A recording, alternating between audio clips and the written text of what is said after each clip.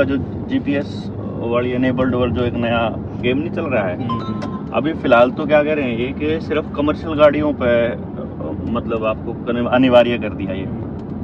तो जो यूनियन है, ट्रक यूनियन होगी, टैक्सी यूनियन होगी, दूसरी यूनियन होगी, या ट्राला वाले हो गए, बड्डे वाले, इनसे बात करके और इन नए इस यूनियन ने इकट्ठा करके ये जो जीपीएस का धक्का है इसके खिलाफ खड़े हुए हैं। उसका कारण क्या है, मैं इस खेल को बता देता हूँ क्या है।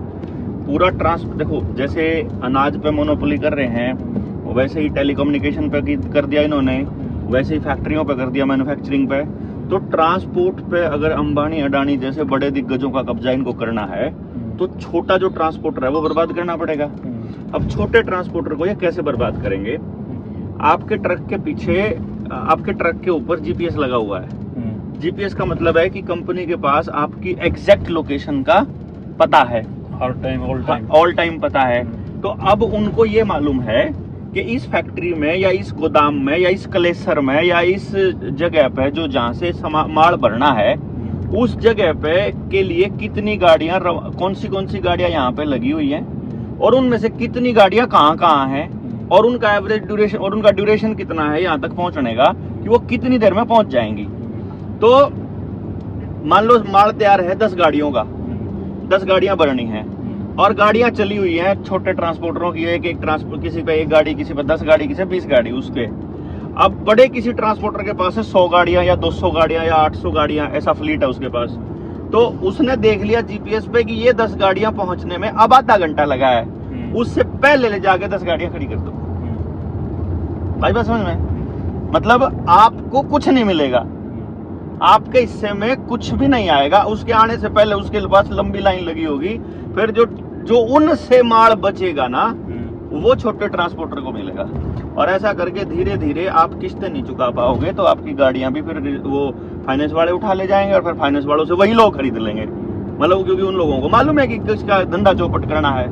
ऐसा करके वो एक एक करके एक आदमी को बर्बाद करेंगे और ऐसा पॉइंट आउट करके उनको करना है। तो इसलिए जो ट्रांसपोर्टर्स हैं, छोटे ट्रांसपोर्टर हैं या दूसरे लोग हैं, उनको खड़ा होना पड़ेगा।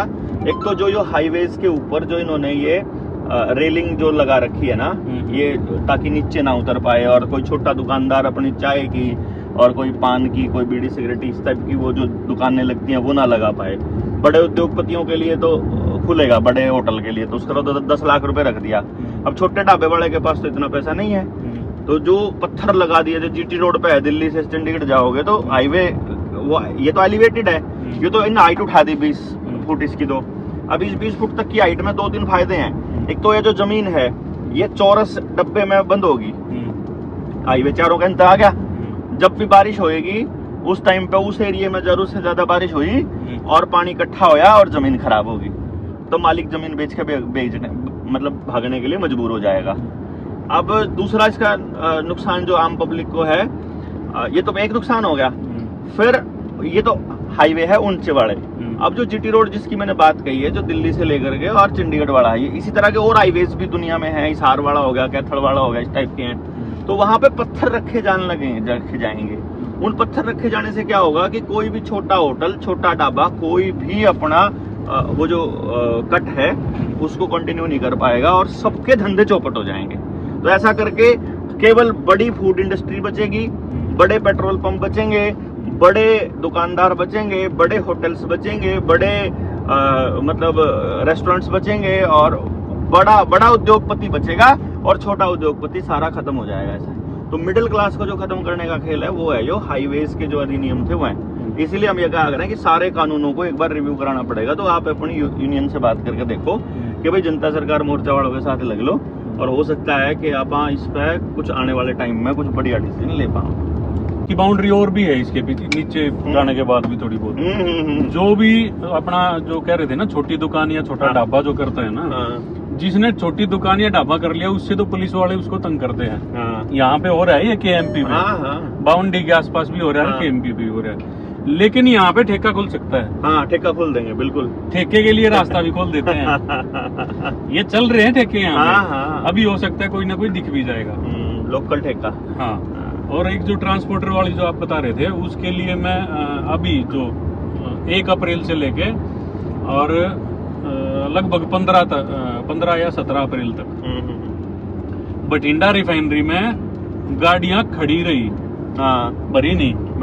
अच्छा, दिल्ली माल तो आ रहा था, लेकिन गाड़ियों के नहीं दे रहे थे। जो आप कह रहे थे ना बड़े ट्रांसपोर्टर को, वो एक क्या देंगे, नंबर ला रखा भाई, क्या करा उनका दारसल, वरुणा और ये इस टाइप के जो बड़े ट्रांसपोर्टर हैं, उनको तो माल मिल रहा था, लेकिन गाड़ियां 15 17 दिन से खड़ी थी, उनको माल नहीं दे रहे थे।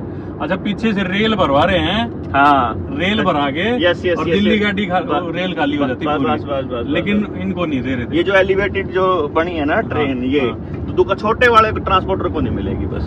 तो ये खड़ा हुआ है बिना तो बात बने नहीं। तो आज देखो, ये जो ड्राइवरों को 10 लाख रुपए जुर्माना था, जो किसी की डेथ हो जाए मान लो एक्सीडेंट में, यो भी इसी गेम प्लान का हिस्सा था। लागू कर दिया ना मेरे ख्याल, लागू हो गया जी। वो लागू हो गया। जिस दिन हड़ताल टूटी थी, इन्होंने जो ट्रक यूनियन की, जो ऑल इंडिया की जो वो थी, यूनियन थी, उन्होंने ये बोल के उठा दिया था पूरे भारत से ड्राइवर को कि भाई हम इस पे मिलके कोई कानून अपने आप बनाएंगे, और सरकार उसके लिए राजी है। तो जिस दिन वो उठे, उसके अगले दिन ही वो लागू हो गया। और उसको अखबार में नहीं छपन दिया होगा, अखबार में नहीं छपन दिया, नोटिफिकेशन जारी हो गया और अखबार में नहीं छपा, तो पब्लिक ने सोच चल भाई हो गया वापस, क्यों जानकारी की कमी की वजह से ही सारा सत्यानाश कराएं। चलो कोई नहीं, धीरे धीरे समझ में आओगा, जिसका जब समझ में आओगा जब सही। वो जो आप कह रहे थे ना, जो भी इस टाइप का जो यूनियन का जो लीडर होता है, उसको ये मैनेज कर लेते हैं, वो सेम वही खेल था। वो जितने भी अपर साइड के जितने भी वो थे ना, यूनियन के जो अध्यक्ष वगैरह या कोई भी कमेटी थी, उसको सारी इन्होंने मैनेज कर ली थी, और उन्होंने बोल के उसको उठवा दिया। एग्जैक्टली, आंदोलन को पूरे को खत्म करा दिया। ये जो कार्यकारिणी बनाना, ये जो हेडिंग बनाना, प्रधान बनाना, ये जो नियम हैं पार्टियों के, संगठनों के, ये इन्होंने इसीलिए बना रखे हैं कि चलेगी भी उन्हीं की, और मैनेज उनको कर लो, बाकी पब्लिक ऐसी कराओ उनकी तरफ से। उन्होंने इतना बड़ा खेल खेलते हैं। आपा अभी तक इसलिए बचे हुए हैं, अपना ही बाल इतना सरकार के उस पर बैठे में कौन आए, क्योंकि उन्होंने कौन बेराड चल किसकी है। सही बात।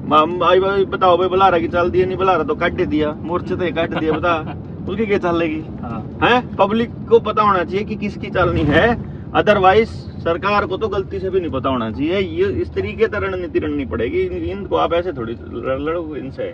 वो जो बड़े ट्रांसपोर्टर का वो जीपीएस वाला जो आप खेल बता रहे थे, वो ऑल टाइम ट्रैकिंग पे रहता है, 24 घंटे ट्रैकिंग कंपनी के जीपीएस एल्गोरिदम रहता है कि इतनी गाड़ियां इतने किलोमीटर दूर हैं, इतने % गाड़ियां इतने दूर हैं, इतने % इतनी दूर हैं। अच्छा, वो चलना है सीधा। वो जो है हल्द्वानी है उत्तराखंड में, वहाँ पे हमने देखा था जी 3 साल पहले, वहाँ पे आरटीओ ने जीपीएस ट्रैकिंग पूरी होल्ड कर रखी है। वहाँ पे जितनी भी गाड़ियाँ चलती हैं, एग्जैक्ट मालूम है उनको कि जिसका हफ्ता आता है, जिसका हफ्ता आवा है, वो गाड़ी जब आवा है तो उस टाइम पे उनकी आंख न्यून हो जावे है, और जिसका हफ्ता नहीं आ रहा है वो गाड़ी उसी टाइम पे पकड़ी जावे है। ये तो वसूली के लिए खड़े रहा 24 घंटे। वहाँ तो जैसे यहाँ तो हम बात कर रहे हैं कि ट्रांसपोर्टर बड़ा ट्रैक कर रहा है, हल्द्वानी में आरटीओ डिपार्टमेंट, सरकारी डिपार्टमेंट उसको ट्रैक कर रहे हैं, ऑल टाइम ट्रैकिंग पे है वो गाड़ियाँ। उनको माइनिंग मिनरल मिलता ही नहीं अगर उनको जीपीएस नहीं, उनको जीपीएस नहीं तो उनकी लोकेशन अगर आरटीओ। तो इसलिए क्या है कि खत्म होने तक बचना है तो समझ के साथ चलना पड़ेगा, जब समझ नहीं तो रगड़ देंगे भाई साहब। ये तो सिंपल सा फंडा है बस।